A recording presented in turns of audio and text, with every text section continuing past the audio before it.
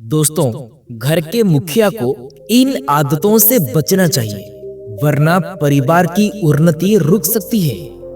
घर के मुखिया का समझदार और बुद्धिमान होना बहुत जरूरी है, तभी जाके वो पूरे परिवार की जिम्मेदारियों को सही तरीके से निभा सकते हैं। लेकिन यदि किसी मुखिया में कुछ नकारात्मक आदतें होती है, तो वो अपने कर्तव्यों का सही ढंग से निर्वाह नहीं कर पाता। आचार्य चाणक्य ने अपने नीतिशास्त्र में जीवन के कई महत्वपूर्ण पहलुओं पर प्रकाश डाला है। उनकी नीतियां आज भी जीवन में मार्गदर्शन का काम करती है।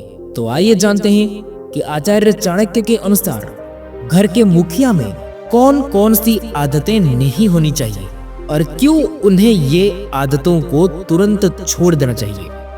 नंबर 1, अर्ण का अपमान करना। हिंदू धर्म में माता अन्नपूर्णा को अर्ण की देवी माना गया है। जो व्यक्ति अर्ण का अपमान करता है या उससे बर्बाद करता है, तो उसे देवी अन्नपूर्णा की नाराजगी का सामना करना पड़ सकता है और ये परिवार की सुख समृद्धि को भी प्रभावित कर सकता है। नंबर 2, क्रोध करना। दोस्तों, क्रोध एक ऐसी भावना है जो न केवल निर्णय क्षमता को प्रभावित करती है, बल्कि परिवार के सदस्यों के बीच दूरी भी पैदा कर सकती है। इसलिए एक मुखिया को शांत और धैर्यवान होना चाहिए। नंबर 3, भ्रमित होना। घर के मुखिया को अपने निर्णयों में दृढ़ और स्पष्ट होना चाहिए, क्योंकि भ्रम की स्थिति में लिया गया निर्णय एक परिवार के लिए हानिकारक साबित हो सकता है। नंबर 4, अव्यवस्थित जीवन शैली। दोस्तों, मुखिया के जीवन शैली का सीधा असर परिवार पर पड़ता है। अगर एक मुखिया अनुशासनहीन है, तो परिवार में भी अनुशासन की कमी हो सकती है। नंबर 5, अपमानजनक भाषा का प्रयोग करना। दोस्तों, मुखिया का व्यवहार और भाषा परिवार के अन्य सदस्यों के लिए उदाहरण बनता है। अगर एक मुखिया अपमानजनक भाषा का प्रयोग करेगा, तो परिवार में अशांति फैल सकती है। आचार्य चाणक्य के अनुसार जो व्यक्ति इन आदतों से बचता है, वो न केवल परिवार में सम्मान प्राप्त करता है, बल्कि परिवार की उन्नति और खुशहाली का कारण भी बनता है। इसलिए इन आदतों को तुरंत छोड़ देना चाहिए और एक आदर्श मुखिया बनने की कोशिश करनी चाहिए। चाणक्य जी कहते हैं कि घर के मुखिया को फिजूल की खर्च की आदत से बचना चाहिए, क्योंकि ये परिवार की आर्थिक स्थिति को कमजोर कर सकती है। अगर मुखिया फिजूल की खर्च करता है, तो परिवार के अन्य सदस्य भी उसे देखकर यही आदत अपना सकते हैं और यही आदत उस परिवार की समृद्धि में बाधा बन सकती है। इसलिए जितना जल्दी हो सके इस आदत को सुधार लेना चाहिए। नंबर 6, खुद भी करें नियमों का पालन।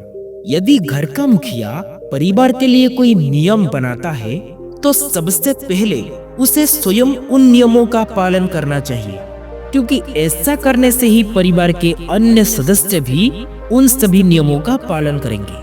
और यदि मुखिया खुद उन नियमों का उल्लंघन करेगा, तो वो दूसरों से भी नियम का पालन करने की अपेक्षा नहीं कर सकता। इसीलिए इस आदत को तुरंत छोड़ देना चाहिए और एक उदाहरण प्रस्तुत करना चाहिए।